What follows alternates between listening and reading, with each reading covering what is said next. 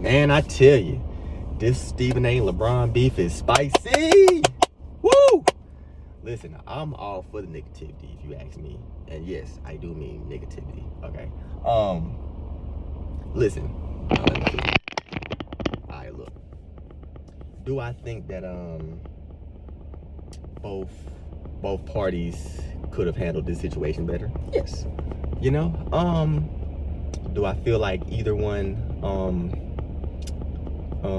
should feel completely innocent in this situation? Not really. But if you look at it, let's just be honest, right? If you're LeBron, think about it, right? Well, let me say this, for Stephen A, right? You gotta understand, like, it was never ever about, to me, this shit was never about you criticize Bronny's play. It was never about that. Ever. It was never about that. Right? It wasn't about you going on TV and saying that he played bad against the 76ers in late January. It was never about that. To me, at least, it was never about that. It was the fact that you decided to go on First Take, who you said numerous of times, you are the executive producer of the show, and you've also said that it is the #1 morning show in sports television. You make that known many times when you got your big kahunas and you feeling yourself. You go on there, you brag, you feel yourself, you got that inflated as ego, right? Understandable, right? So we keep these receipts. So when you say you're an executive producer, we understand that you kind of get a say-so in what you guys talk about in the morning, right? So we, like I said, we keep receipts. We remember stuff like that. So when you go on there the day after the Lakers lose to the Sixers on a Tuesday in late January, Bronny plays 15 minutes, goes 0 for, I forgot how many field goals he shot, but he didn't score a point. He didn't score a point, excuse me. He didn't score a bucket. He didn't play well, right? You decided to go on TV, make that one of the first topics on your show, on your #1 morning show, right? In sports TV. You make it known. First topic, you don't bring up why he was playing. You don't bring up why they lost. You don't bring up the fact that AD had got hurt that game. You don't bring up the fact that they was missing some key backcourt, some key rotation players. You don't bring all that up. You go on TV and you say, you plead to LeBron, you say, as a father. Now, I'm not a father. I have a father. So, what I think I know, if you come to someone and you say as a father, someone may not like that. Just saying. So when you go on TV and you plead, you say, LeBron, as a father, someone is not gonna like that. You know what I'm saying? Because you're basically saying that he's not putting Bronny in the best position to succeed. You know what I mean? Now, that's your opinion, right? But to do that, some people not gonna take it's not gonna take exception to that, right? So, again, be honest. He didn't say anything bad about Bronny. He didn't say the niggas suck. He didn't say he shouldn't be in the NBA. He just said he didn't play well, and he probably needs to spend more time in the G League. I do, I see that. He wasn't disrespectful. But it's the fact that you went on there and you said, as a father, LeBron, you made it seem like LeBron's not putting Bronny in the position to succeed, okay? Now, Stephen A also has to be held accountable when we have all these, I don't want to say receipts, but basically has all these receipts of you saying if a player does not like what you had to say about him or said player, that they can come up to you, they know where to find you, you're not hard to find, they can just find you, and you know, it is what it is, right? That's basically what LeBron did, you feel me? He saw you that night at the Lakers-Knicks game. He saw you. He said what he said. He kept it pushing. Now, Stephen A keeps bringing up, hey, had we had a conversation, had he had said, you know, let's talk about it, you know, I would have understood his point. But Stephen A got to understand, he should know this himself. Not everything is not gonna be like that all the time. You know, you're not gonna have somebody, you know, want to have a sit down conversation. You know, come on First Take and you know we debate it out, or we go on your podcast and we had this debate. Stephen A should know, for doing this so many years. Again, like he likes to say, for doing, you know, he's been doing this for 20 plus years. I want to say, maybe longer, but he should know that. You know, not everybody's gonna want to come up to you, you know, be all nice, you know, civil, and you know, I don't like what you said. Let's have a nice debate. Fuck out of here, nigga. Like, you gonna get people that, you know, just gonna walk up to you, say what they say, and keep pushing. He should know that himself. So the fact that he's just so flabbergasted that LeBron walked up to him, said stop fucking with my son, and went back to the game, it's so mind-boggling to him. Like, he's like, it mentally got him fucked. Like, my nigga, you should know that not everybody's gonna want to have a simple conversation with you or come on First Take or your podcast. It's just not gonna happen. You should know that, for doing it so long and for dealing with so many players. You should know that shit. But I guess because it's LeBron, you know, you know, I guess, you know, he would think that, you know, LeBron James would deal with it better. But I don't know. I don't blame LeBron for what he did. Could he have handled it better? I mean, yeah.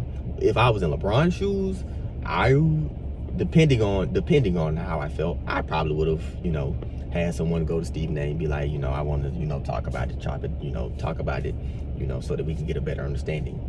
But I'm not LeBron. I don't have a kid in the league. You know, I'm not, you know what I'm saying? I'm not in LeBron's shoes, so I can't say, you know, you feel me? But again, you know, I do feel like, you know, and I don't like how Stephen A's, you know, been going on TV and, you know, trying to put on this innocent act, you know, acting like, you know, he, you know, is so innocent in this situation, when, again, you went on your number one morning show on sports television, Mr. Executive Producer. You made it. You had the choice, and you made that nigga's son one of the first topics on the show that day. You could have talked about a lot of other shit that was going on in late January at that time. We talking about the Super Bowl. I don't think the Super Bowl had not happened yet. I bet there was some other games, some other NBA games that was going on at that time. You decided to make Bronny one of the first topics on that show. You gotta understand that sometimes it comes with the repercussions. Excuse me. You gotta understand that shit.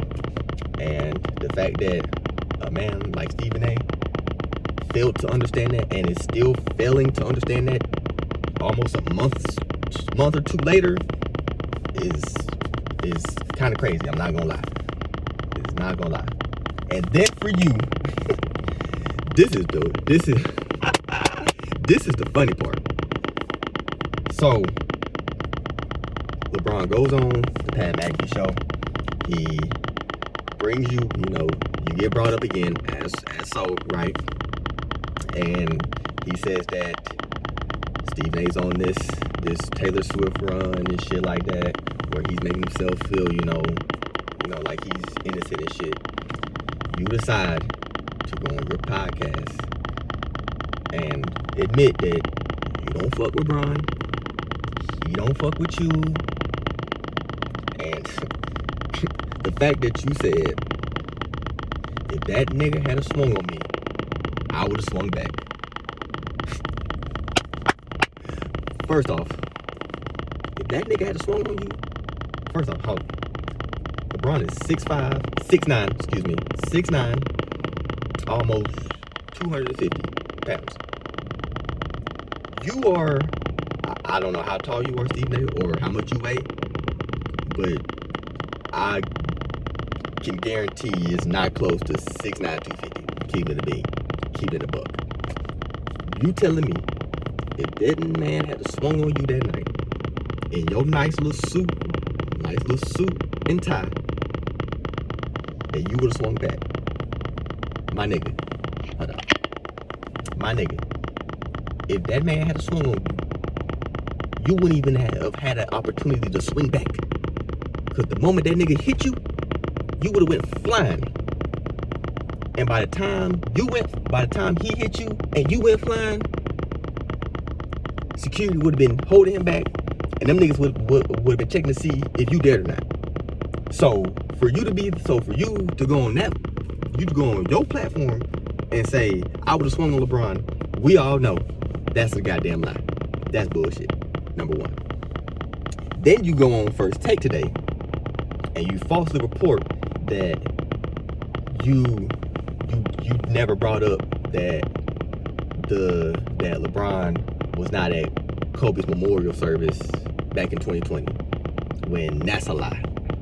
When reports was LeBron was at Kobe's funeral, he just decided he requested to not be filmed or recorded. So for someone like you, Mr. Stephen, whatever your middle name is, Smith, to go on TV and falsely report that, that's how you know that LeBron is rent free in your head. I'm gonna be honest. Like, this is how you know. Like, it's crazy. And this is too why, it is a lot that you can take from this situation. I'm gonna be honest. Like, listen. Sometimes you gotta be the bigger man. You gotta be the bigger man. Cause shit like this, I mean, come on, bro. He walked up on you. He walked up on you less than a month ago, and we're still talking about this. And I do feel like Stephen A could be the bigger man. I'm gonna be honest, because we see and we hear more from Stephen A. Stephen A gets paid almost $10 million to do this. So he has the opportunity to go on TV every day when he gets brought up. Like this morning, he could have came on, or even months ago, even yesterday, when LeBron went on Matt McAfee show and that interview, he had the opportunity then to go on his podcast and dead it, say, hey, again, I didn't say anything bad about Bronny. I didn't intend for it to, be like this. All I was saying was, I was critiquing his game. I said, I didn't say anything. I didn't disrespect Bronny. I didn't say anything bad about Bronny. I just said at the time he was not ready. I think he still needed more time in the G League. You feel me? It was a misunderstanding. He came up to me, shit like that. It was never about that. I never intended for it to be that way. I just feel like Stephen A has so many more opportunities to dead the situation because he's in the media, because we see him every day. Again, he gets paid to do this. He gets paid $10 million to. So it's like he has the opportunity more than LeBron. Not saying LeBron should not be held accountable, or he's not saying he doesn't have the opportunity to that situation. It's just because this is what Stephen A gets paid to do every fucking day of his life. been doing this for damn near 2 decades plus. You would expect someone like Stephen A. Smith, who again gets paid $10 million to run his mouth, to be able to date the situation. But again, he's taking the opportunity. His 10 million, he's using his 10 million plus to do this, to go on TV and falsely report shit like that.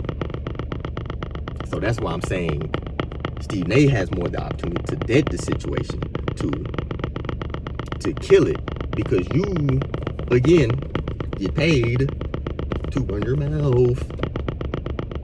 So again, I wish it was better.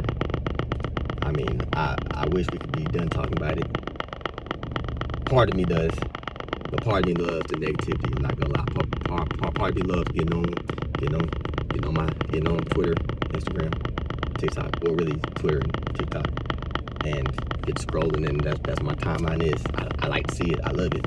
You know, I get to hop on my YouTube, get on YouTube and see videos about it. You feel me? Part of me loves negativity. I'm not gonna lie to y'all. I love it. But part of me does, you feel me? I do think it was a misunderstanding. I'm not gonna lie. And again, I'm not saying that, LeBron's not, to be held accountable. You know that your son was gonna be in the league. You knew that because he's your son, that his criticism was gonna be held a little bit more than others. But at the same time, we don't talk about the number 55th pick. We don't normally talk about the number 55th pick. But again, this is no normal second round 55th pick. He's your son. So I think you do need to understand that just a little bit. Not saying you don't, but if you don't, he's your son. So they gonna talk about him a little bit more than normal second round 55th picks. That's just being honest. You feel me? Even though I haven't heard no one on TV, no one on sports TV talk about the number 1 pick or the second pick or the first 5 picks of the draft. You feel me? I haven't heard. I'm not telling you, I haven't heard. They rarely even talk about the draft class unless it's right. So, like I said, I don't think both are coming out of this situation innocent, to be honest. I do think Stephen A.'s trying to come off with his hands like his hands clean as shit when it's really not. You feel me? But again, I think why we're coming at Stephen A. is because we see and hear you more. You get paid to talk. You get paid to open up your mouth and waste hot ass breath for 2.5 hours. Then you get off there and you got a whole ass podcast that you talk for 2 hours for and run that hot ass breath. So it's like you have more opportunities, and I know I'm regurgitating this point, but you have more opportunities to run. You have more opportunities to dead the situation, and you choose not to. So again, niggas and their pride. I'm telling y'all, it'll be the death of you, dead ass. So, while I do think that this shit should be better, part of me does like the negativity. I'm not gonna lie. Let me know what y'all think about that in the comments. Peace.